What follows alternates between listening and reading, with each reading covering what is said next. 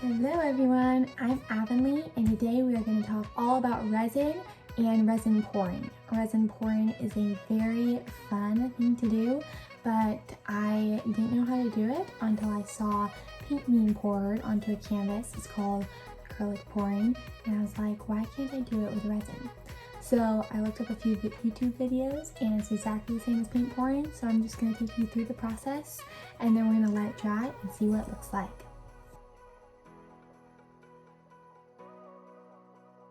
So I set up my supplies over here just to show you a little bit how everything works. So first off, we have our epoxy resin, A and B, and I start by mixing it into these containers for about 3 minutes. And then use gloves so that the resin doesn't get on your hands. And then I have these wood rounds that I can put the resin on. Wood soaks the resin soaks into the wood quite a bit. So you have to use a lot just to be warned. And then I like to cut up feathers and ferns to put on the wood rounds. Of course they won't fit exactly, so I can just like cut it off to make it a little smaller. And those look really cute, and then you can drill a hole in it and make little ornaments. And then if you want color, I'd actually do these on the wood rounds with some color of blue and white, and that worked really nice. And see, I didn't do it on the side, but it kind of soaked through. So I would recommend doing it on something so it doesn't soak through. And then I have my inks. So these are actually not alcohol inks like a lot of people like to use, but they're acrylic ink, and those work well. Liquitex is a really nice brand, but I'm sure you could use other brands as well. And then I have this that I like to make different charcuterie boards out of, the nice mold, and that works really well. And then I have my blowtorch. So this is actually resin. This is a picture that I resined onto a piece of wood. You can do that as well, and then you blowtorch it so it makes it nice and smooth, and then you sand it. So you can see I sanded this to get off kind of the resin that had come in there. So you just need to be really careful of, the edges. Like I still need to get some of the edges here with the sander, but this little guy works great.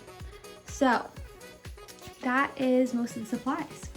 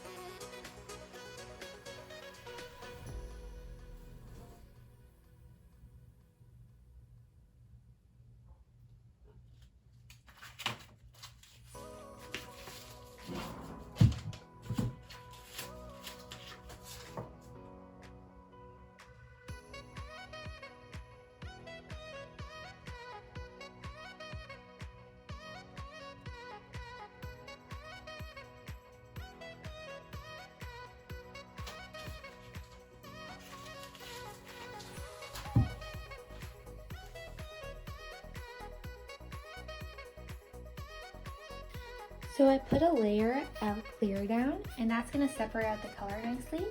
And then I put a little bit in each cup, and I'm stirring up some more.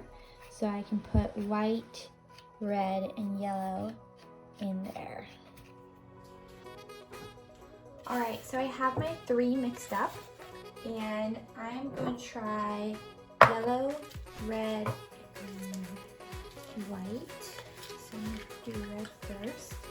And I'm only going to do a few drops, so 20.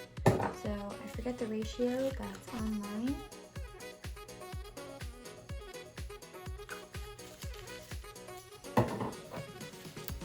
Of color per resin.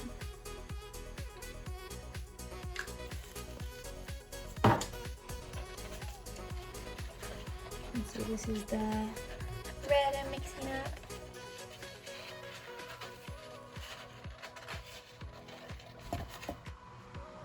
So you'll notice I have my hair up because I don't want it to get covered in resin, and I have my stir sticks. I have a separate one for each color so the color doesn't get coated in another color before it's time.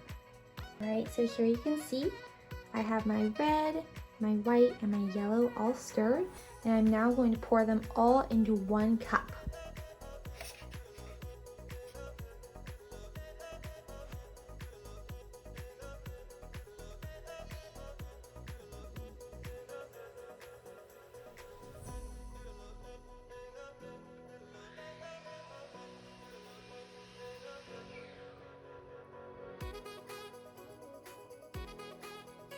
Look at that beautiful mess of colors. Okay, so now comes the fun part. We are going to pour all of that onto our board right here. So we have our cup, and it's gonna go right on top of there.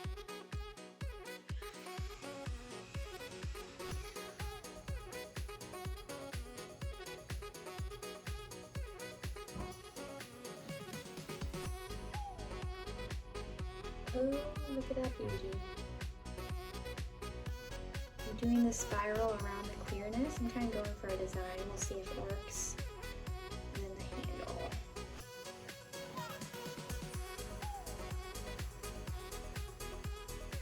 I might need some more resin. It doesn't look like enough. I'll probably put some more in the corners here.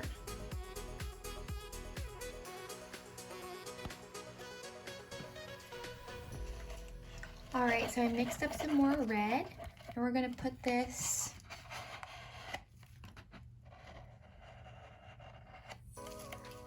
on the board now, in the corners where it didn't go all the way.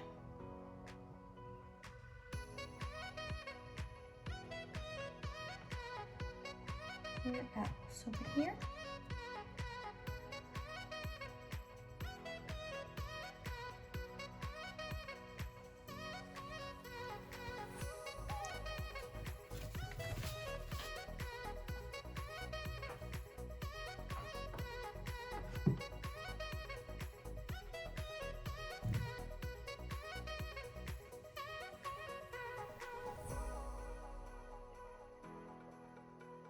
So now we just need to let it set, and it's gonna set for about 24 hours. It's called curing, where it just solidifies so that it won't be sticky anymore, hopefully, if you mix it right, 1-to-1 ratio. So we'll see how it turns out tomorrow. I'm also going to use the heat gun now.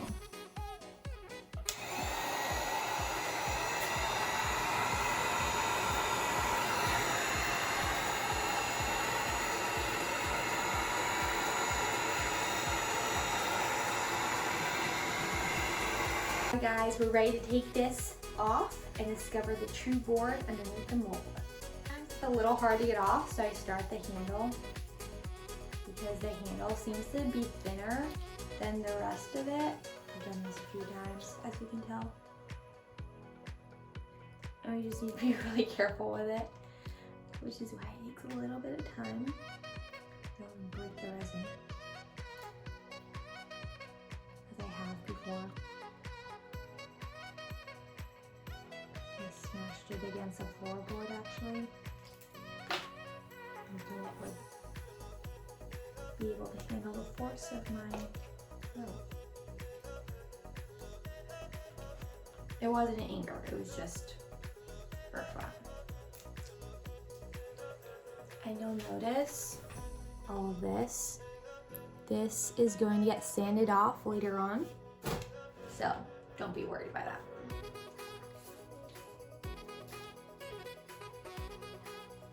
I'm also planning to put some food safe varnish over it so it can handle food being on it without the food being sticky or any of the resin toxicity going into it. Okay, so this thing's starting to pry it apart.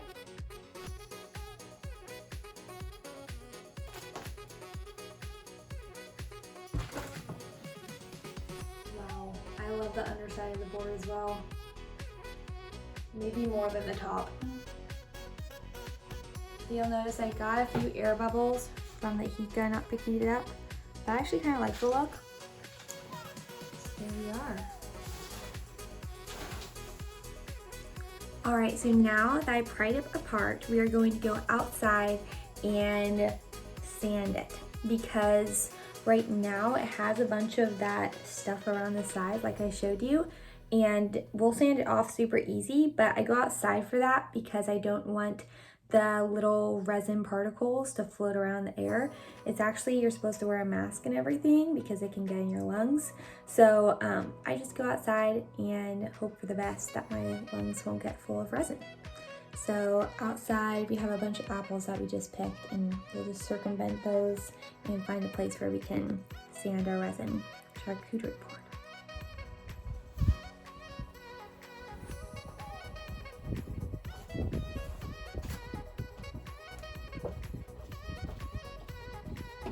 Alright, check, how does this work?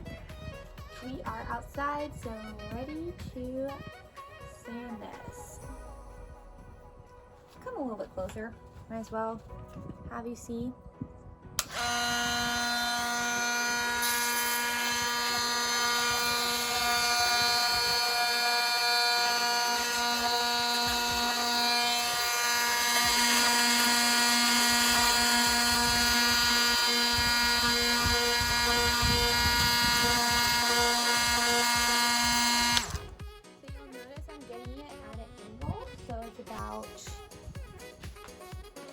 An angle like this, so that way it's at the top and to the side, and it's just getting it like. You also see all those spray particles. That's the resin that you do not want in your lungs. So you can just brush it off, or like go like this on the sides of the board.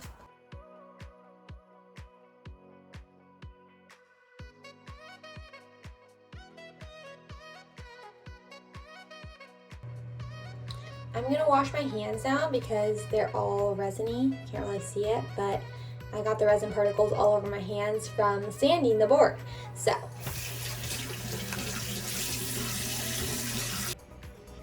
all right, so now we're gonna bring this board over here and place it with my other treasures. And it's gonna continue to cure for up to 72 hours. So it is hard now, but it could be harder. It is a little bendy. This is pretty hard because it's been about a week. And these were some just ferns, dried ferns that I put on boards and resin them on. So that's another little project. Anyway, starting to add to my collection. You guys are great. Thanks for sticking with me through this resin project. If you'd like to see more, please comment below and tell me what kind of resin projects you'd like to see. I do a lot of fine art and painting, but as well, I want to get into resin. I just haven't done many resin projects, so I'd love your input on that. Thank you so much for watching, and have a great day. I love resin.